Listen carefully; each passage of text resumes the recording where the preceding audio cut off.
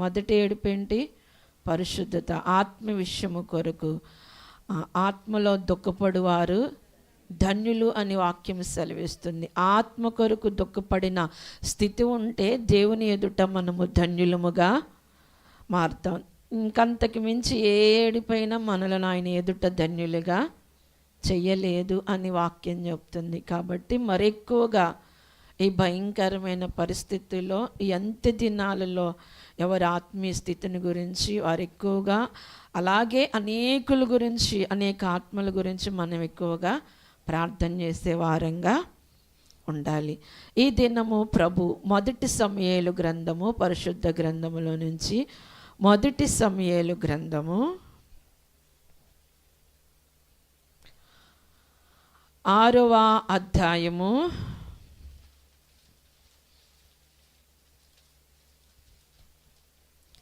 6వ అధ్యాయం. మొదటి సమూయేలు గ్రంథము 6వ అధ్యాయము. కొంచెం సౌండ్ పెడతారన్న మైక్కి. 6వ అధ్యాయము చాలు.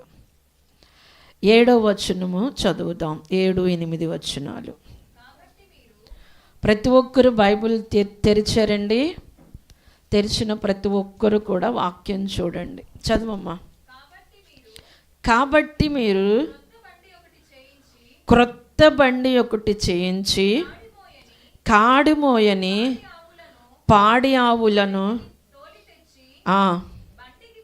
బండికి కట్టి వాటి దూడలను వాటి దగ్గర నుండి ఇంటికి తోలి యెహోవా మందస్సమును ఆ బండి మీద ఎత్తి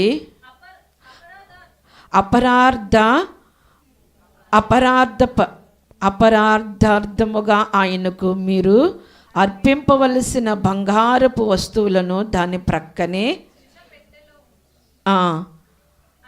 అది మార్గమున పోవునట్లుగా విడిచిపెట్టుడి. అది బెత్షెమెషుకు పోవు మార్గమున పడి దేశపు సరిహద్దు దాటి అన్నడలా ఆయనే ఈ గొప్ప కీడు మనకు చేసినని తెలుసుకొనవచ్చును. ఆ మార్గమున పోని ఎడల ఆయన మనలను మొత్తలేదనియు మన అదృష్టవశాత్తము చేతనే అది మనకు సంభవించునని తెలుసుకొందుము అనిరి. ఆమేన్. చిన్న ప్రార్థన చేసుకుందాం. పరిశుద్ధుడా, దయగలిగిన తండ్రి, దయామయుడా, నీతిమంతుడా, కృపగలిగిన యేసయ్యా, మీ కొందనాలు స్తోత్రాలు చెల్లించుకుంటున్నాం ప్రభువా. ఈ 6వ నెల 2వ పునరుద్ధాన ఆరాధనలో నన్ను మమ్మలను మీరు నడిపించిన విధానాన్ని బట్టి మీ కొందనాలు స్తోత్రాలయ్యా. యోగ్యత అర్హత లేదయ్యా, కేవలం నీ కృపను బట్టే ప్రభువా మేము నిలుచున్నాము తండ్రి. చదవబడిన లేఖనముల ద్వారా నాతో మాతో మీరు మాట్లాడండి అయ్యా. కృప చూపండి అయ్యా. ఎందుకు పనికిరాని దానిని ప్రభువా నీ సిలువ చాటున మరుగుపరిచి నీ ఆత్మజ్ఞానము చేత నింపి నీ బోరగా నన్ను వాడుకోమని ప్రార్థిస్తున్నా. ప్రతి ఒక్కరికి అర్థమైన శైలిలో మీరు మాట్లాడండి. ప్రతి హృదయాన్ని నీ మాట చేత తట్టండి ప్రభువా. అయ్యా, ఇదిగో మా ఎదుట నుంచి, మా దగ్గర నుంచి ప్రభువా మేము ఎలా ఉండాలని మీరు ఆశిస్తున్నారో ప్రభువా, అలాగున మేము బ్రతకగలిగిన కృప మాకు దయచేయమని ప్రార్థిస్తున్నా. నీ వాక్యమును వెడవడు తోడనే ప్రభువా అట్టి కృపతో ప్రతి ఒక్కరిని మీరు నింపమని ప్రార్థిస్తున్నామయ్యా. తండ్రి, నీ ఆత్మ కార్యములను జరిగించండి. నీ వాక్కుకు ఆటంకముగా ఉన్న ప్రతి అపవాది క్రియలన్నిటినీ యేసుక్రీస్తు నామములో కొట్టివేస్తున్నాను ప్రభువా. మీ స్థాయిలో మీరే కార్యములను జరిగించి మహిమ తెచ్చుకొనమని నజరేయుడైన యేసుక్రీస్తు నామమున అడిగి వేడుకొని పొందుకొని ఉన్నాము తండ్రి. ఆమేన్. హల్లెలూయా, హల్లెలూయా.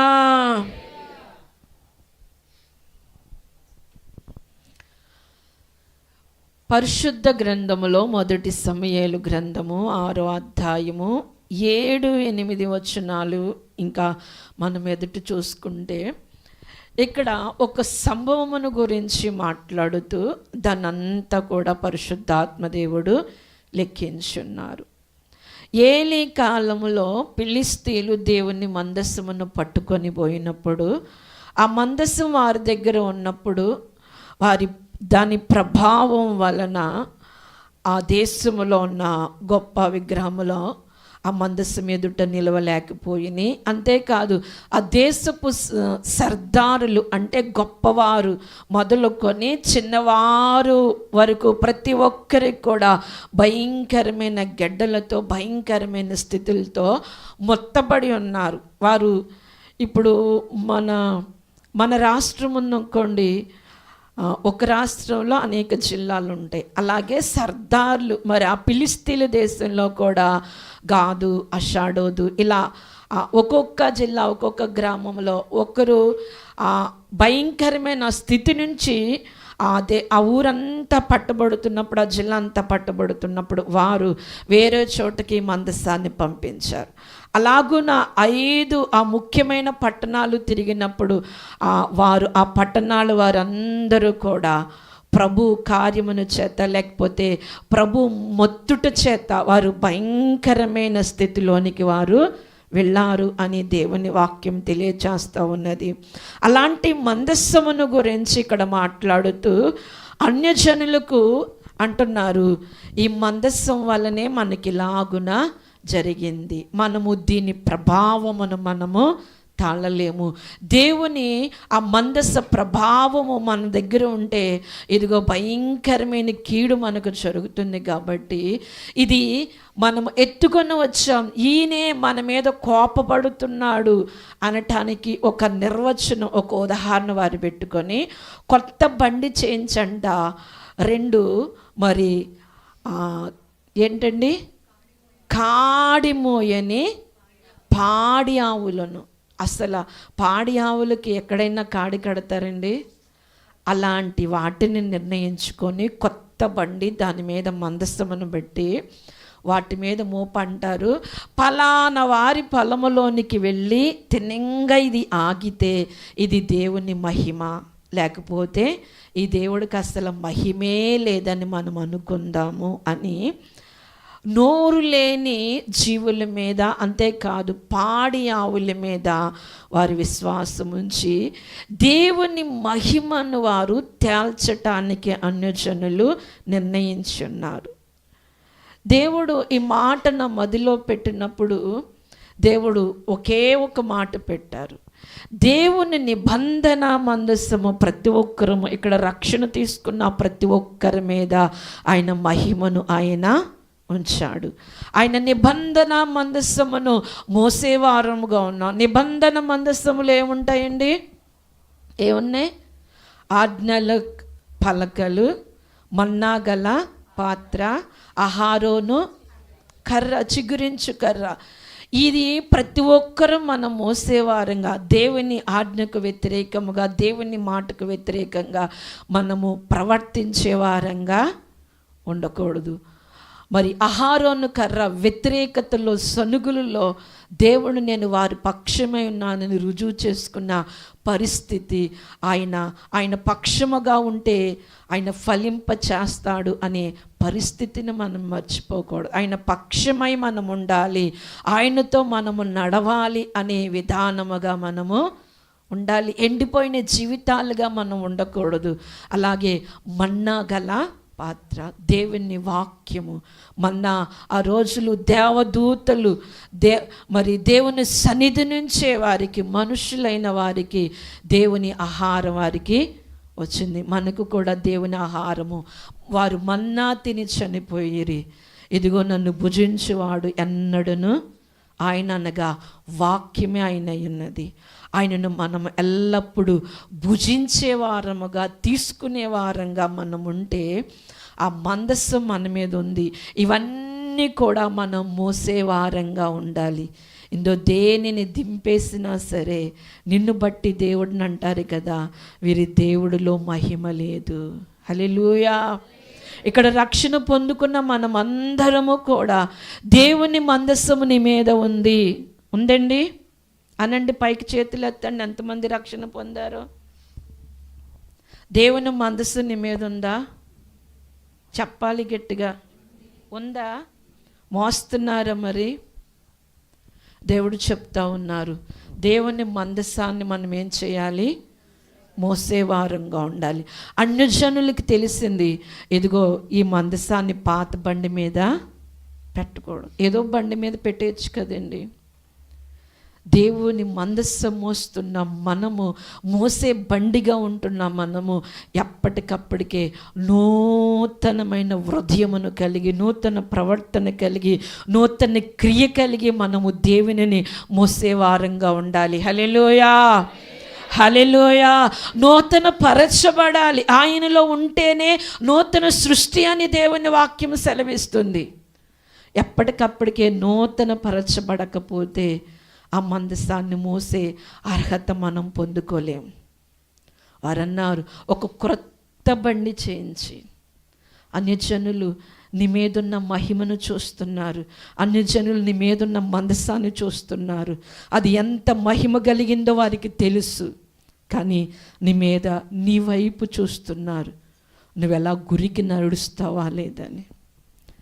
నువ్వు ఓడిపోతే, నువ్వు వెనక్కి తిరిగినట్టు కాదు, కానీ దేవునికి ప్రభావం లేదని, దేవుని మహిమ లేదని నువ్వు వెనక్కి తిరుగుట వలన అనేకులు అన్యజనుల్లో దేవుని ప్రభావము తగ్గిపోయినట్లుగా మనమే ప్రవర్తిస్తున్నాం. వాక్యం చెప్తుంది, ఇదిగో ఈ పాడి ఆవులు వెళ్ళి ఆ బెత్సెమేసు ఆ పొలముల మార్గము గుండా ఇలా పొలములో ఆగితేనే వీరి దేవుడు మహిమ కలిగిన, ఈ మందసములో మహిమ ఉందని మనం తెలుసుకుంటాము అని చెప్పారు. ఇప్పుడు ఆ పశువులు, పాడి ఆవులు, అప్పుడే ఈనిన ఆవులు ఇప్పుడు దూడ లేకుండా ఉంటాయండి? దూడ లేకుండా ఉండవు. పిల్లలు అనగా శరీర సంబంధమైన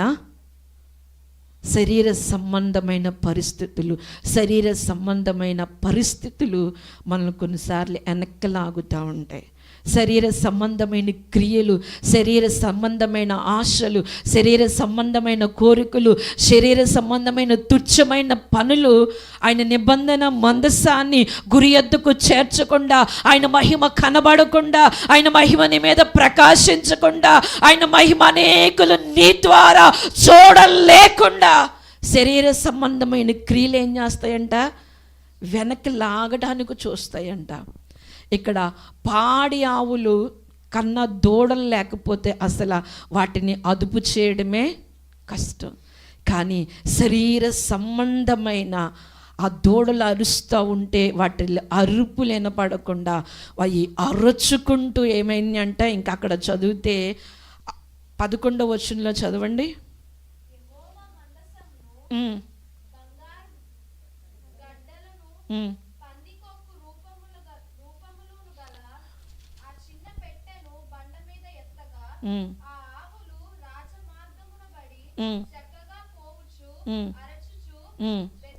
చాలండి, అరచుచు. ఎందుకు అరచుని?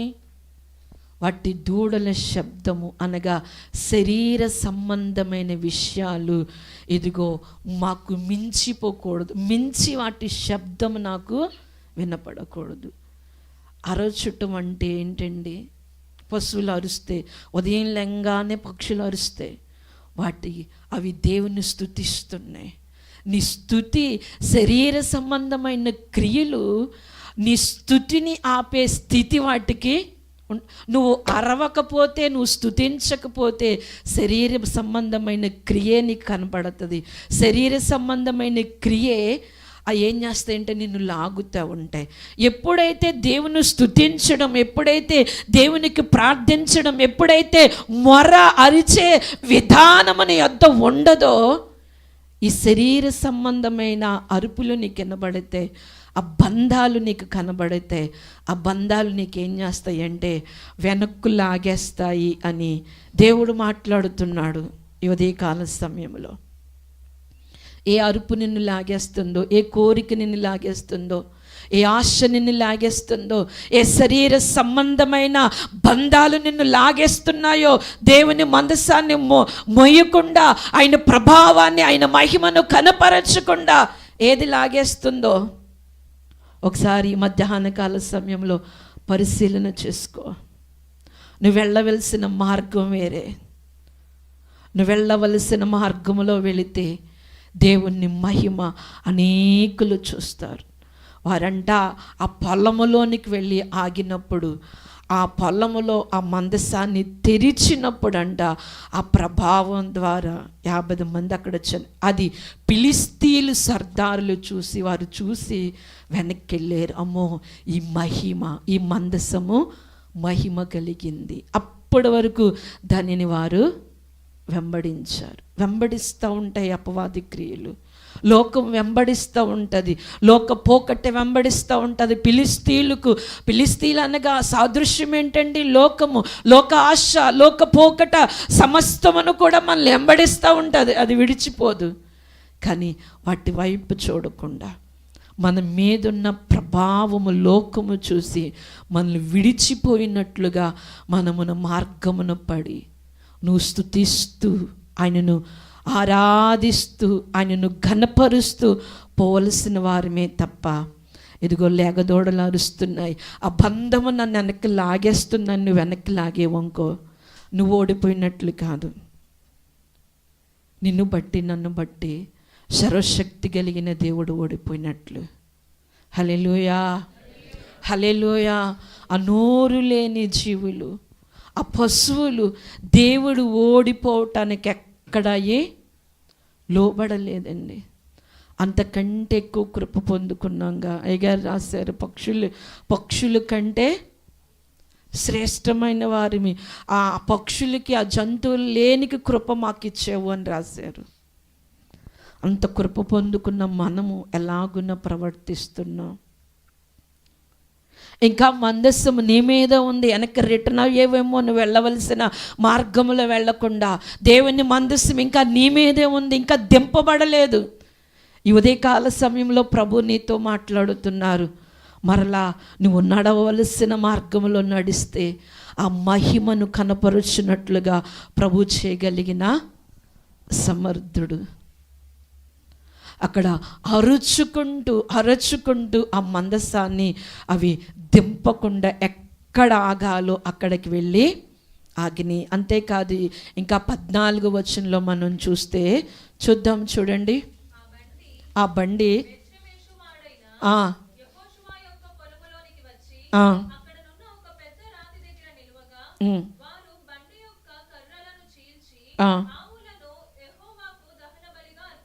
ఏమైపోయినాయండి ఇవి? ఆవులు మళ్ళీ వెనకొచ్చినాయా? దహన బలులుగా. ఈ దహన బలి మీద పాత నిబంధనలో మనం చూస్తే దేవుని అగ్ని రాకుండా, ఆ బలి దహించకుండా దేవుడు అంగీకరించినట్లు కాదు. ఆ 2 ఎద్దులను కూడా ఏం చేశారంట? బలి అర్పించేశారు. ఇప్పుడు దేవుడు ఏం చేశాడు? ఈ పాడి ఆవులను అంగీకరించి దేవుని అగ్ని వాటి మీదకి వచ్చింది. మనం కూడా దేవుని మందసాన్ని, దేవునిని మోస్తున్న మనము వెనక్కి తిరిగి వచ్చే వారంగా కాదు, ఆయనకు బలి అర్పణముగా మారే వారంగా ఉండాలి. బలి అయిపోయినాయి. ఆ బలి అర్పించిన వాటి మీదకి దేవాతి దేవుడు, అగ్ని అయిన దేవుడు, సర్వశక్తి కలిగిన దేవుడు వాటి మీదకి వచ్చుని. హల్లెలూయా. నువ్వు బలి అర్పణగా మారటానికి ఇష్టపడితే, నువ్వు బలిగా మార్చటానికి ఇష్టపడితే, నీ హృదయం ఒక బలిపీఠముగా మార్చుకోవటానికి ఇష్టపడితే, నీ కోరికలు బలి పశువుగా మార్చుకోవటానికి ఇష్టపడితే, దేవుడు నిన్ను దాటిపోయే దేవుడు కాదు. దేవుడు మనల్ని దాటిపోయే దేవుడు. పాడి ఆవులను ఎక్కడైనా బలిపీఠం మీద ఎప్పుడైనా పెట్టినట్టు ఇక్కడ వరకు మనం చదువుతామా? పాడి ఆవులు, చక్కని ఆవులను బలిపీఠం మీద తీసుకురావాలంటే చక్కని ఉన్న ఏంటండి కోడె దూడలను బలి అర్పించేవారు. ఇక్కడ వరకు మనం చదువు. పాడి ఆవులను ఎక్కడా కూడా అబ్రహాం మొదలుకొని బలిపీఠం కట్టి ఎవరేసినా సరే కోడె దూడలను బలి అర్పించేవారు. కానీ యోగ్యత లేని ఆ పాడి ఆవులు దేవుని మందసాన్ని మోసుకొచ్చినాయి.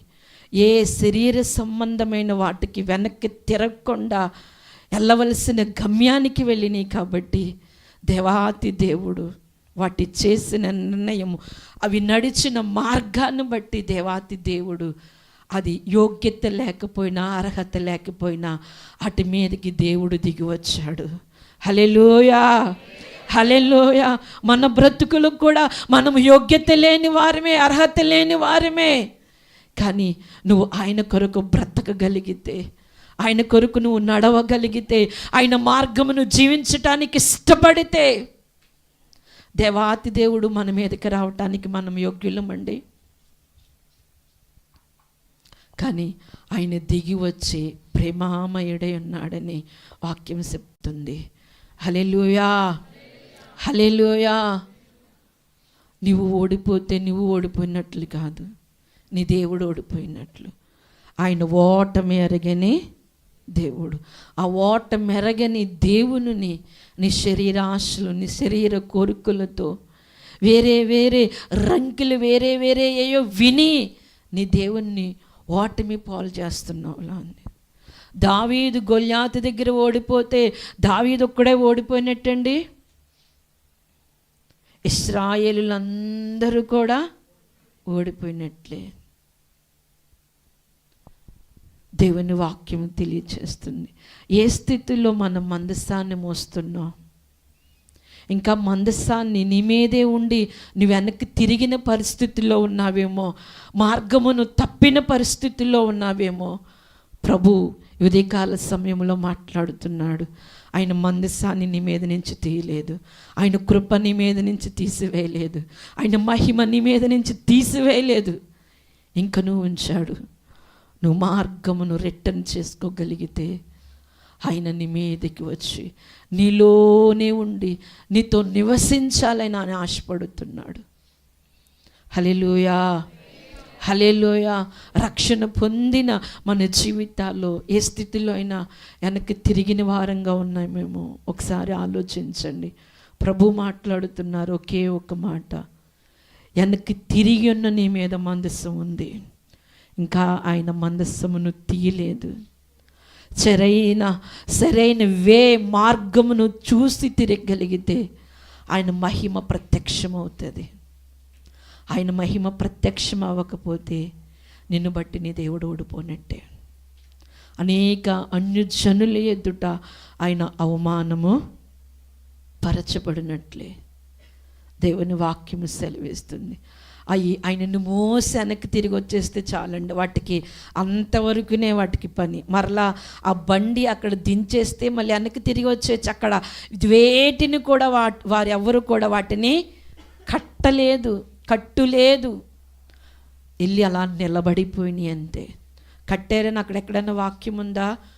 ఆ రాతి దగ్గరికి వెళ్ళి నిలువగా.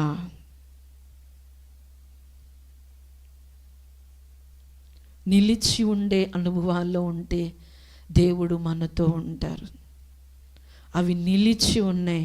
అప్పగించుకునే బలి అర్పణ గుట్టకు దేవుని అగ్ని దిగి వచ్చింది.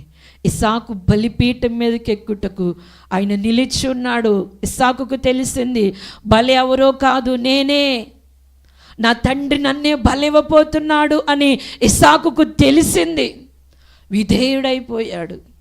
అరిచి గోల్ చేసి పరిగెత్తొచ్చి ఇస్సాకుకి ఆ చాయిస్ ఉంది, కానీ ఇస్సాకు చేయలేదు. అప్పగించుకున్నాడంట. ఇదిగో నా చేతులు కట్టు, నువ్వు ఎత్తుకొని నన్ను బలిపీఠం మీద పొరుండబెట్టలేవు, నేనే పడుకుంటాను, నన్ను కట్టేసి అని అబ్రహాము కంటే ఇస్సాకు అప్పగించుకున్నాడు.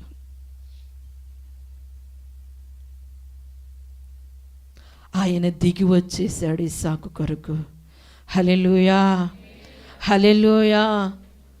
ఆయనకు మనం మౌనంగా అప్పగించుకుంటే నువ్వే పరిస్థితుల్లో ఉన్నా నీ పక్షముగా ఆయన దిగివచ్చు దేవుడు. ఆయన్ని కాకుండా వేరే వేరే వేరే వాటికి అప్పగిస్తే భయంకరమైన పరిస్థితుల్లో నీ జీవితం ఉంటుంది. అంతేకాదు నిన్ను బట్టి నీ దేవుని నామానికి అవమానం వస్తుంది. ఏ మార్గం గుండా వెళ్తున్నావు ఒకసారి ఆలోచించండి. ఎవరికి వారమే. నీ మీద మందస్సు ఉంది, వెళ్ళవలసిన మార్గంలో వెళ్తున్నావా, వెనక్కి తిరిగేవా? వెనక్కి తిరిగితే ప్రభు ఇంకొక అవకాశం ఇస్తున్నారు. నువ్వు వెనక్కి తిరగవలసిన దానివి కాదు, ముందుకే వెళ్ళమని ప్రభు చెప్తున్నారు. దేవుని మార్గములో వెళ్ళాలని ప్రభు చెప్తున్నారు. ఆ వెళితే ఆయన కొరకు నీ సమస్త శరీర సంబంధమైన వాటిని నువ్వు బలిగా అర్పించగలిగితే సర్వశక్తుడైన దేవుడు నీ కొరకే ఆయన దిగి వస్తాడు. ఆ బలి కొరకు దేవుడు దిగి వచ్చాడా లేదా?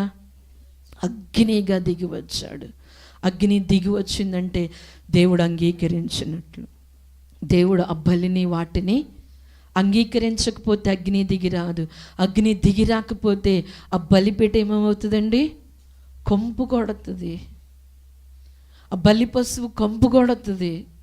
కంపు నీ జీవితాన్ని కంపుగా ఉంచకుండా, నీ జీవితాన్ని అసహ్యంగా ఉంచకుండా, నీ జీవితాన్ని హేళనగా ఉంచకుండా నువ్వు బలిగా మార్చగలిగితే, బలిగా మార్చబడగలిగితే ఆయన దిగి రావటానికి సిద్ధంగా, కంపుగా మార్చుడు, అసహ్యంగా మార్చుడు. నువ్వు బలిగా మారితే, నువ్వు నిలవలేకపోతేనే ఆయన మహిమ కనబడదు. నువ్వు నిలిస్తే తప్పకుండా నా దేవుడు అన్యాయస్తుడు కాదు. ఆయన మాట తప్పిపోయే దేవుడు, దాటిపోయే దేవుడు కాదు. నువ్వు నిలిస్తే నీ పక్షముగా సర్వశక్తిమంతుడు, ఆకాశ మహాకాశములో పట్టజాలిని దేవుడు నీ కొరకు దిగి వస్తాడు. హల్లెలూయా, హల్లెలూయా. ఈ పాడి ఆవులు మనకు నేర్పిస్తున్న బోధ, మనము నేర్చుకోవాల్సింది ఏంటంటే, ఆ పాడి ఆవులు నడుచున్నట్లుగా దేవుని మందసములో మన మీద ఉన్న మనము ఎలా నడుచుకోవాలో ప్రభు చెప్తున్నారు. ఈ పునరుద్ధాన ఆరాధనలో ఎలా పడితే అలా కాదు, ఒక మార్గం వేశాడు దేవుడు. నువ్వు వెళ్తున్న దేవుడు నేనే మార్గాన్ని సత్యాన్ని అన్నాడు. ఆ మార్గము గుండా మనం వెళ్తుండగా అనేకులు అన్యజనులు చూస్తూ ఉన్నారు. వీరిలో ఏం మహిమ లేదనేవాళ్ళు కొంతమంది, మహిమ అయితే కనబడుతుంది కదా అని మనల్ని వెంబడించేవాళ్ళు కొంతమంది. ఏ మార్గంలో ఉన్నావు? వెనక్కి తిరిగితే ప్రభు ప్రేమిస్తూ మరొక అవకాశాన్ని ఇస్తూ సరైన మార్గంలో ప్రభు నడవమంటున్నారు. ఆషామాసిది లేకపోతే తునీకరించబడింది ఏదో విలువ లేనిది మన మీద లేదండి. ఆయన నిబంధన మందసముగా, ఆయన రూపముగా, ఆయన నిబంధన మందసముగా మనం ఉన్నాము. మనమే ఆయన నిబంధన మందసం, ఆయన మహిమను మోసేవారి మనమే. మనము సరైన మార్గంలో వెళ్తే ఆయన మహిమ పరుస్తాడు. నీ కుటుంబమైనా, నువ్వైనా, నీ జీవితమైనా. మరలా కాలేజీలు ప్రారంభమవుతున్నాయి, స్కూళ్ళు ప్రారంభమవుతున్నాయి. యవన బిడలారా, మరి ముఖ్యంగా ఏ మార్గం గుండా వెళ్తున్నావో నాకైతే తెలియదు. ప్రభు చెప్తున్నారు, అది దేవుని మార్గం కాకపోతే మరొక అవకాశాన్ని ఇస్తున్నారు. నీ మార్గమున నువ్వు వెళ్ళే మార్గమును మాని ఆయన మార్గమును మనము తిరిగే వారంగా ఉంటే ఆయన సహాయమును చేస్తారు. ఆయన మహిమ మన మీదకి దిగి వస్తుంది. దేవుని మహిమ దిగి వస్తే మనము అంగీకరించబడతాము అని దేవుని వాక్యం తెలియచేస్తుంది. లేకపోతే నిలిచి ఉండకపోతే అవి బలిగా అర్పించబడటానికి ఆ పాడి ఆవులు ఉండేవి కాదు. దేవుని అగ్ని వాటి మీదకి దిగి వచ్చేది కాదు. దేవుని మందసాన్ని మోసే స్థితి, వాటి ద్వారా దేవుని మహిమ పరిచే స్థితి వాటికి ఉండేది కాదు. వాటి స్థానంలో దేవుడు నిన్ను నన్ను పెట్టి ఉదయకాల సమయంలో మాట్లాడుతున్నారు. ఏ విధముగా మనం నడుస్తున్నాం? ఏ శరీర సంబంధమైన ఆశలు నిన్ను కేకలేసి పిలుస్తున్నాయేమో రమ్మని, వాటి కేకలు వినబడకుండా నీ హృదయమునకు వాటి స్పర్శ తగలకుండా నువ్వు గళమెత్తి ఆయనను మొరపెట్టే వారంగా నీ హృదయములో నుంచి, నీ మనస్సులో నుంచి ఒక ధ్వని, ఆత్మధ్వని వచ్చినప్పుడు అవన్నీ కూడా దూరం అయిపోతాయి. అవేవి కూడా ప్రభావితము చేయలేవు. అందుకని అవి అరచుకుంటూ వచ్చినాయి అంట. ఎందుకంటే వీటి అరిసే అరుపులు ఏ లోక సంబంధమైన ఏ దూడ అరుపు, శరీర సంబంధమైన పేగు తెంచుకున్న అరుపులేమీ కనబడవు. శరీర సంబంధమైన ఆకర్షణ, శరీర సంబంధమైన పిలిపేది కూడా నువ్వు ఎప్పుడైతే దేవునికి మొర్రపెట్టే అరుపు మానేస్తావో, ఈ శరీర సంబంధమైన కేకలు, ఆకర్షణ ప్రతీది నీకు కనబడుతుంది. వాటి దగ్గర నిలిచిపోతా. దేవుడు నీ వైపు చూస్తున్నాడు. ఈ ఉదయకాల సమయంలో మాట్లాడుతున్నాడు. ఇంకా ఆయన మందసాన్ని నీ మీద నుంచి తీయలేదని దేవుడు చెప్తున్నాడు, నేను కాదు. పదే పదే మాట చెప్తున్నాడు. ఆయన మహిమ నీ మీద నుంచి తీయలేదు. ఆయన కృప నీకు దూరం చేయలేదు. ఆయన మందసమును నీ మీద పెట్టిన దేవుడు తీసివేయలేదు. సరి చేసుకోగలిగితే గొప్ప కార్యాలు నీ ద్వారా ప్రభు చేయటానికి ఇష్టపడుతున్నారు. నీ కుటుంబాన్ని దేవుడు మహిమకరముగా అన్యజనులకు ఒక వెలుగుగా ప్రభు ఉంచటానికి ఇష్టపడుతున్నారు. ఆమేన్. హల్లెలూయా, హల్లెలూయా. ఆ మహిమ ఎదుట ఏది కూడా నిలబడదు. ఆ మహిమ పొందుకుంటామని అపవాదికి తెలిసి ఏం చేస్తాడంటే అనేక కేకలు, అనేక మాటలు, అనేక ఆకర్షణలు మనకి దారి పొడుగుని వినిపిస్తూ ఉంటాడు. వాటిలో మనము పడకుండా దేవుడు అంటున్నాడు, శక్తి కలిగిన జ్ఞానేంద్రియాలను, నిగ్రహించుకునే జ్ఞానేంద్రియాలను ప్రభు మనకి ఇచ్చారు. నిగ్రహించుకోవాలి. నిగ్రహించుకున్నప్పుడే దేవుని శక్తిని, దేవుని ప్రభావాన్ని చూస్తాం. రక్షణ పొందారంటే తల్లిదండ్రులు బలవంతం చేత పొందలేదు కదా. లేకపోతే సేవకులు, పెద్దవాళ్ళు రక్షణ పొందారంటే సేవకులు బలవంతం చేత కాదు కదా మీరు రక్షణ పొందలేదు. నీ దేవుడు ఏమై ఉన్నాడో నువ్వు అంగీకరించి రక్షణ పొందావు. ఆ రక్షణ పొందిన నీ మీద దేవుని మహిమ అనే మందస్సం ఉంది. వెనక్కి రిటర్న్ అవుతున్నావేమో భక్తి విషయంలో, ఆత్మీయ విషయంలో. ప్రభు నీ కొరకు ఎదురు చూస్తున్నారు, నీతో మాట్లాడుతున్నారు. నువ్వు ఆయన మార్గంలో వెళ్ళవలసిన మార్గంలో వెళితే ఆయన నీ కొరకు దిగి వస్తాడు. నిన్ను మహిమపరిచి, నిన్ను అంగీకరించి ఆయన నామానికి మహిమకరముగా ఆయన నిలబెట్టుకుంటాడు. ఎప్పుడు పాడి ఆవులు బలిపీఠం ఎక్కినట్లు లేదు. యోగ్యత, అర్హత అవి ఎన్నికైనవి కాదు, కానీ దేవుడు ఎన్నిక చేసుకున్నాడు. ఎందుకంటే అవి నా మార్గములో నడుచుని, నా నిబంధన మందసమును మోసుకొని వచ్చినాయి అని ఆయన అంగీకరించాడు. ఆయన దిగి వచ్చాడు. అలాగున మనము, మన కుటుంబాలు, మన పరిచర్యలు, మన బిడ్డలు ఆయనను మోసేవారముగా, ఆయన బలిగా ఆయనకు బలిగా మార్చబడిన వారముగా, అర్పించబడిన వారముగా మన ముందుముగాక. ఆమేన్.